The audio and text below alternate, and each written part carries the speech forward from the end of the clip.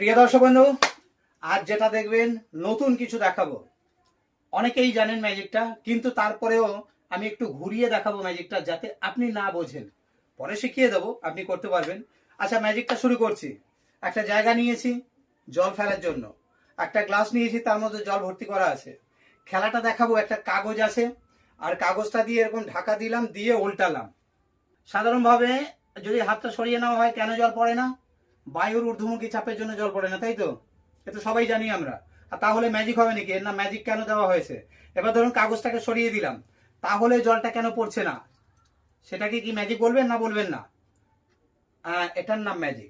আচ্ছা, এবার ধরুন একটু ঝাঁকুনি, সর্বনাশ করেছে, তার পড়ছেই না, তাহলে কি বরফ হয়ে গেল নাকি? না। তাহলে জলটা কেন পড়েনি সেটার নাম ম্যাজিক। শিখিয়ে দেবো, আপনিও দেখাতে পারবেন। তো আসুন, এবার ম্যাজিকটা শিখিয়ে দিচ্ছি আমি কি করে করলাম। এর মধ্যে কোনো কৌশল নেই, এখানে কোনো কৌশল নেই। কাগজ দিয়ে ঢেকে দিয়েছিলাম, তারপরে উল্টিয়েছিলাম। হ্যাঁ, কৌশল আছে, না হলে হবে কি করে? হাতটা সরিয়েছিলাম, কাগজ সরিয়ে দিলাম, পড়ছে না। এখানে কিছু একটা আছে যেটা নাম ম্যাজিক। এই যে এটা উল্টিয়ে আমি আস্তে করে এরকম হাতটা সরিয়ে নিয়েছিলাম, আর জলটাকে এরকম ঢেলেছিলাম। আসলে একটা প্লাস্টিক টুকরো এর মুখে ঢাকা ছিল এরকম।